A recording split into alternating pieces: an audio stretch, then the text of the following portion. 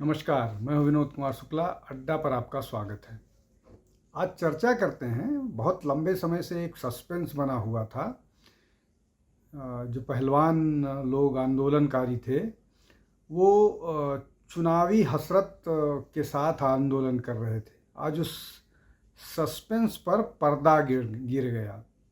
हालांकि उसका एक कदम और अभी आना बाकी है, नामों की घोषणा होनी है।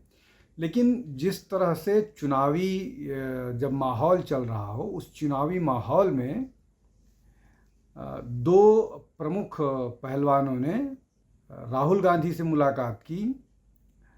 उसके बाद ये लगभग तय हो गया है, और जो पुष्ट खबरें आ रही हैं, उसके बाद ये लगभग तय हो गया है कि अब ये जो पहलवान थे दो, हालांकि पहलवान तो 3-4 थे जो जंतर मंतर पर कुश्ती लड़ रहे थे, अब वो हरियाणा के चुनावी मैदान में दंगल करेंगे, ताल ठोकेंगे।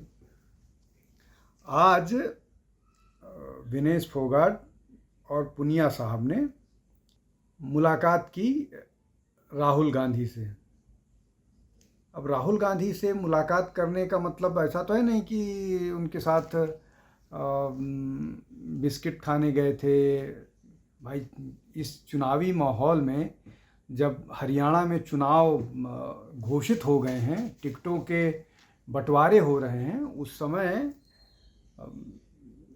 विनेश फोगाट और बजरंग पुनिया का राहुल गांधी से मिलने का मतलब सिर्फ यही है कि सीटों पर बात होगी, किस सीट पर उतरना है, कहाँ उतरना है, कांग्रेस ज्वाइन करने का क्या तरीका होगा, ये सब बातें होंगी। लेकिन मैं तो ये बात उस दिन से कहता आ रहा हूँ जब ये पूरा का पूरा आंदोलन शुरू हुआ था पहलवानों के नाम पर। पहलवानों का आंदोलन था ब्रजभूषण शरण सिंह के खिलाफ, जो रेसलिंग फेडरेशन के अध्यक्ष थे। उन पर सेक्सुअल हैरेसमेंट का आरोप था, और उस आरोप के बाद जो बातें कही गई थी वो बड़ी अनुचित थी, और इस मामले पर पूरी जांच पड़ताल होनी चाहिए। और अगर ब्रजभूषण शरण सिंह जो हैं किसी भी तरह से दोषी हैं तो उनको सज़ा दिया जाना चाहिए। लेकिन अगर इस मामले का राजनीतिकरण हुआ है और इसको सिर्फ इस पूरे मामले को इस्तेमाल किया गया है राजनीति में, जिसको बोलते हैं पैराशूटिंग करने के लिए, कि राजनीति में उतरने के लिए, तो ये दुर्भाग्यपूर्ण है। ये दुर्भाग्यपूर्ण भारत की राजनीति के लिए भी है और पहलवानों के लिए भी है, जिनको बड़े सम्मान की दृष्टि से पूरा देश एक हीरो के रूप में देखता है। अगर वो इस तरह की टैक्टिक्स, पॉलिटिकल गिमिक्स का सहारा लेकर के, बहुत सारे लोग असलम शेर खां से लेकर के और बहुत सारे लोग जो लोग स्पोर्ट्स में रहे हैं, वो चुनाव मैदान में आते हैं। असलम शेर खां कांग्रेस की टिकट से जीत के आए थे, हॉकी के बड़े खिलाड़ी थे। तिर्की साहब हैं, उड़ीसा से राजनीति में आते हैं। ऐसे ही बहुत सारे लोग हैं स्पोर्ट्स वाले जिनका राजनीति में जिनकी रुचि होती है। लेकिन एलिगेशन के थ्रू या किसी का चरित्र हनन करके उसका राजनीतिक फ़ायदा उठाना, यहाँ तक कि विनेश की बहनें, चचेरी बहनें, गीता फोगाट पिछला चुनाव लड़ चुकी हैं। विजेंदर जो बॉक्सिंग थे वो 2 बार चुनाव लड़ चुके हैं। अब पहले वो कांग्रेस में थे और अब भाजपा में आ गए हैं। तो ये सारी स्थितियां हैं। अब जो खबरें निकल कर के आ रही हैं कि जो विनेश फोगाट हैं वो जुलाना सीट से टिकट चाहती हैं। इस तरह की खबरें आ गई हैं कि उन्होंने अपनी इच्छा जताई है कि वो इस सीट से चुनाव लड़ना चाहती हैं, जो विनेश फोगाट हैं। और बजरंग पुनिया जो हैं वो बादली सीट से चुनाव लड़ना चाह रहे हैं। एक तो कांग्रेस के पास ही है, बादली सीट कांग्रेस के पास ही है, लेकिन जुलाना सीट अभी कांग्रेस के पास नहीं है। खैर, अब जो ये मैं बात कह रहा हूँ कि ये जो सारा कुछ हुआ है और जिसके पीछे जो राजनीति है, यहाँ तक कि जब अवार्ड नहीं मिला उसको भी मतलब जब डिस्क्वालीफाई हुई थी विनेश, तो उसका दोषारोपण भी केंद्र सरकार पर किया गया और ये सारा कुछ है। अब जैसे ही विनेश ने राहुल गांधी से मुलाकात की वो सारा स्पष्ट हो गया, लेकिन इस पूरे मामले के का सूत्रधार कौन है, कहाँ से ये है? देखिए, हालांकि इस पूरे मामले को पहलवानों वाला जाट वर्सेस राजपूत करने की भी कोशिश की गई, लेकिन वो घटिया स्तर की राजनीति थी, उस पर नहीं जाते हैं, लेकिन फिर भी इसको पॉलिटिकली समझने की कोशिश करते हैं। दीपेंद्र सिंह हुड्डा जो इस पूरे जो ये डिस्टर्बेंस है, ये पूरा ये जो आंदोलन तथाकथित था, उसके सूत्रधार माने जाते हैं और वो पूरे उसमें प्रकरण में पूरी मजबूती के साथ पहलवानों के साथ खड़े रहे।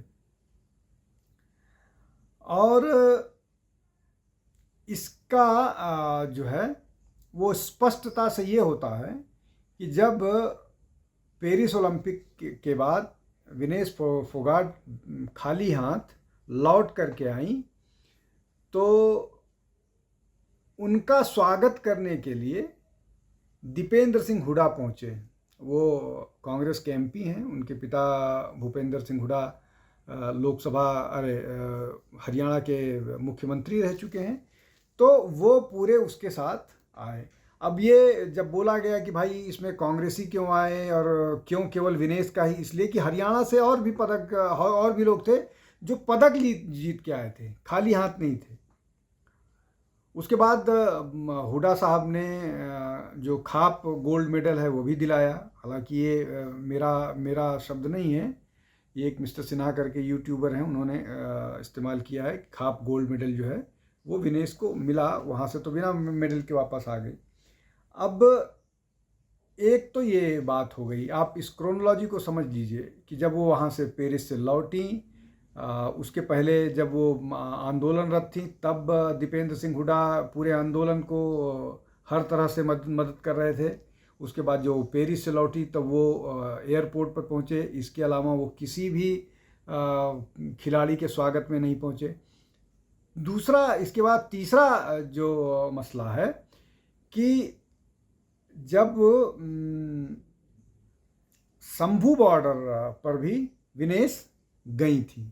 अब शंभू बॉर्डर पर किसान आंदोलनरत हैं और किसान वहाँ पर किस तरह से हैं, किसान आंदोलन जो है वो भी कहा यह जा रहा है कि डायरेक्टली या इनडायरेक्टली उसमें भी कांग्रेस की भूमिका है और कांग्रेस उसको मॉरल सपोर्ट तो कर ही रही थी, लेकिन और भी बहुत सारे तरीके से कांग्रेस किसान आंदोलन को सपोर्ट कर रही थी। और कहा यह गया था कि कांग्रेस सरकारों के द्वारा ही किसान आंदोलन को पुश किया गया और उन्होंने पूरा आंदोलन हरियाणा दिल्ली बॉर्डर पर जारी रखा। उसके बाद अभी जो है वो पुनिया और विनेश फोगाट जा कर के किसान आंदोलन से शंभू बॉर्डर पर ज्वाइन करती हैं। अब इन सब को अगर दृष्टि में रखें तो कुल मिलाकर के जो बात निकल करके आ रही है कि ये जो पहलवानी हो रही थी जंतर मंतर पर या बाकी और सब जगह, उसके पीछे राजनीतिक महत्वाकांक्षा जरूर थी। उसमें एक और बात भी कही गई, कांग्रेस की तरफ से ये मांग आई कि राज्यसभा दे दिया जाए विनेश फोगाट को, चूँकि मेडल वो वहाँ नहीं जीत पाई तो उनको राज्यसभा जीत दिया जाए। तब इस मामले में जो इनके ताऊ हैं या गीता फोगाट के पिताजी हैं महावीर फोगाट ने, उन्होंने बोला कि कांग्रेस इस तरह की बात करती है तो बड़ा हास्यास्पद लगता है, इसलिए कि जब गीता और बबीता फोगाट मेडल जीत कर के आई थी तो उनको सरकारी नौकरी पाने के लिए महावीर फोगाट को कानूनी लड़ाई लड़नी पड़ी थी। जो रैंक उनको मिला था वो उससे ज़्यादा की हकदार थी, तो इस कारण से ये नहीं हो पाया। ऐसा नहीं है कि ये जो बात कह रहे हैं कांग्रेसी वो इस तरह का है जो उनके हित की बात है। वो अपने राजनीतिक हित की ज़्यादा चिंता कर रहे हैं। अब इस बात को समाप्त करने से पहले एक बात और बता दें कि ये सीट की बात इसलिए हुई है कि इन लोगों को जो सीट दी जाएगी वो कहीं अलायंस में न चला जाए, इसलिए भी चर्चा हुई। इसलिए कि राहुल गांधी ने एक तरफा आम आदमी पार्टी के साथ अलायंस की बात पर मुहर लगा दी है। हालांकि इस बात को लेकर के न केवल दिल्ली में कांग्रेस में नाराज़गी है या कांग्रेस के लोग असहज हैं, बल्कि हरियाणा में भी। इसलिए कि हरियाणा चुनाव के बाद जब भी दिल्ली के चुनाव होंगे तब केजरीवाल उनका भ्रष्टाचार और इस अलायंस को लेकर के कांग्रेस को घेरा जाएगा। और डिफेंड तो करना पड़ता है जो नीचे के नेता होते हैं, प्रवक्ता होते हैं, उनको। तो ये सारा का सारा मामला जो है वो मुश्किल डालेगा कांग्रेस के लिए। तो ये सब मिला करके अभी इस तरह की स्थितियां बन रही है। कांग्रेस का अलायंस होता है या नहीं होता है ये बात की बात देखेंगे, लेकिन अभी ये तय हो गया है लगभग। हालांकि पूरी तरह से तय तब होगा जब ये घोषणा हो जाएगी टिकटों की, लेकिन अभी तक ये मोटा मोटी निश्चित हो गया है कि बजरंग पुनिया और विनेश फोगाट विधानसभा का चुनाव हरियाणा से लड़ने वाले हैं कांग्रेस के कैंडिडेट के रूप में। ये इसमें सबसे बड़ी बात यह है कि इससे स्पष्ट दिखता है कि इन लोगों ने लोगों की भावनाओं के साथ ठगी की है, जो खिलाड़ियों के स्तर पर बहुत अनुचित था। खैर इस तरह की चीज़ें राजनीति में बहुत सामान्य हैं। आज के लिए बस इतना ही। कल फिर किसी विषय के साथ आपके समक्ष हाजिर होऊंगा। आप हमारे चैनल को लाइक कीजिए, शेयर कीजिए, सब्सक्राइब कीजिए। बहुत बहुत धन्यवाद। नमस्कार।